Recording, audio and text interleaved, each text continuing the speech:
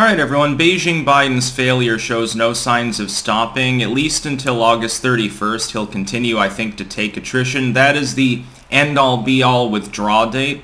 What happened is that Biden had, he and the CIA were talking to the Taliban, and the Taliban's like, yeah, no, fuck it, whatever, but everything, all U.S. forces have to be out by August 31st, otherwise there will be reprisals. Now, what would that take the form of? You got 5,000 Marines in the Kabul airport. What's the Taliban going to do? Actually be crazy enough to attack the U.S. forces? Oh boy, what a rigmarole that would be. You know, the Taliban get flatline. Wouldn't be good politically for Joe, which is probably why he's hastily trying to organize things. I love how they're comparing this to like the Berlin airlift situation, when really it's more like the withdrawal from Saigon, only more frenetic. First and foremost, if you're watching this video on YouTube, there will be a pinned comment, however, before I get further into this, because part of it is surreal. With links to 4 other video hosting sites that I use, keep in mind I make 2 exclusive videos a day that don't end up on YouTube because the content would be verboten or because of overflow. Now here's the funny part. Here's what I'm not seeing mentioned when people are criticizing this. Why is it that Joe Biden is now so fixated on the final withdrawal date? Well, we agreed we'll have everything out by the 31st. Ergo, we'll have everything out. We need to remove the troops. We need to get them out of there, despite the fact that you're drawing down U.S. troops while there are still U.S. civilians and Afghan allies in the airport. This is insane. That's an obsession for him. Why then were you not obsessed with the initial withdrawal date? Why wasn't it important to stick to that date? If you had done that, this all wouldn't have happened. See, I'm thinking that Biden deliberately screwed it up in order to try to deny Trump the I withdrew from Afghanistan trophy. By pushing it back, Biden ensures that he can retroactively blame Trump for being, oh, he jumped the gun, he should have been more measured and careful. So he can deflect blame while claiming credit for a withdrawal that he didn't even broker. All he did is keep us involved for an extra 6 weeks, angering tribal forces, angering people who otherwise would not have joined or fought alongside the Taliban, demoralizing the troops of the then considered pathetic country. Because the problem is when the United States, which propped up, basically created the Afghan government, then makes the Afghan government look pathetic by saying, oh, by the way, the withdrawal that you signed on, we're unilaterally ignoring it. We're going to stay in for 6 extra weeks or some indefinite point. You don't have a problem with that, right? And the Afghan government grumbles but can't do anything about it. It makes it look weak.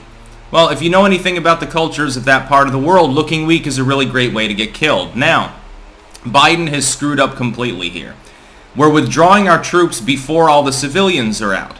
That makes no sense at all. The fewer troops you have, the less of a deterrent you have. If anything goes wrong right now, you get the firepower to make sure that things calm down. Yes, 5,000 U.S. forces can fend off a considerably larger group of Taliban fighters, even though the Taliban now has U.S. weaponry and vehicles to use. Yes, they're capable of doing that, especially when they could easily establish air superiority, and they could.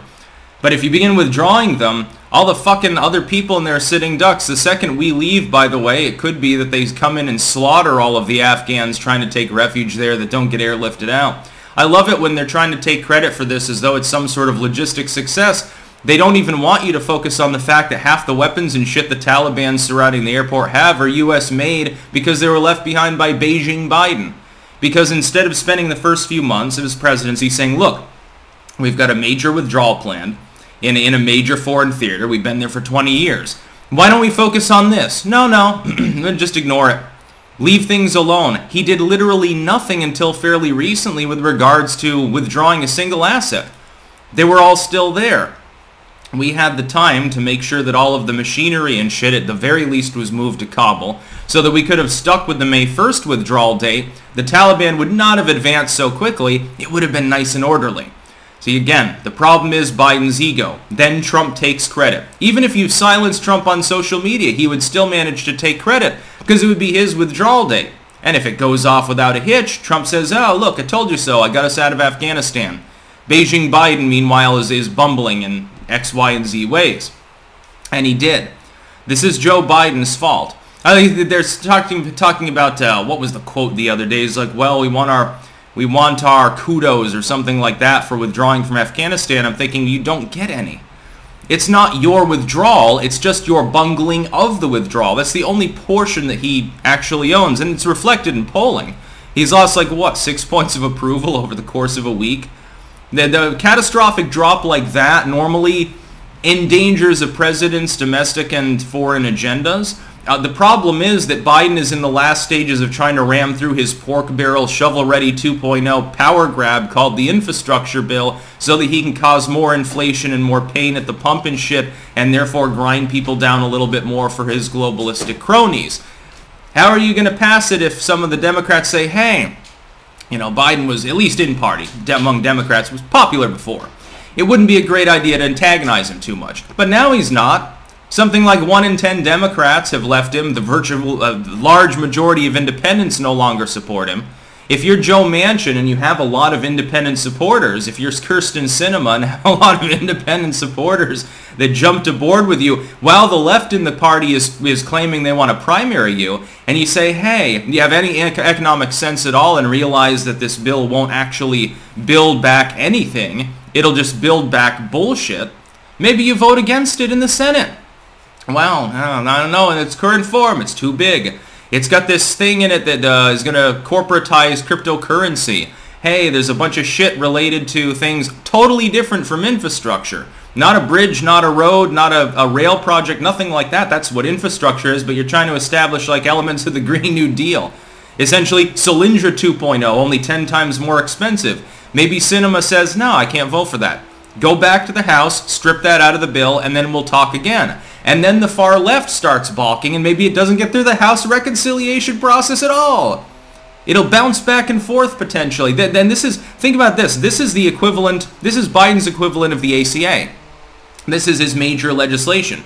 He wanted the Afghan war ending to be his major thing. Oops, I bet he doesn't wish that now. The problem is that so far it is the most entertaining thing that's happened in the administration, and it's been bungled in every way. Nothing has gone right. We stayed in longer. We've got a bunch of people, a bunch of Afghans will get killed. A bunch of U.S. citizens have already been beaten up and harassed by the Taliban. ISIS has come roaring back. We left behind a bunch of horse shit that now makes the Taliban more powerful than many world militaries, when before it was not necessarily the best supplied group in the world. Now they've got enough to last them another decade or two. May have several more 9/11s maybe. And now, you know, technically the U.S. presence to some degree is open-ended. They're still trying to negotiate with the Taliban. Very, very funny times. That's about all.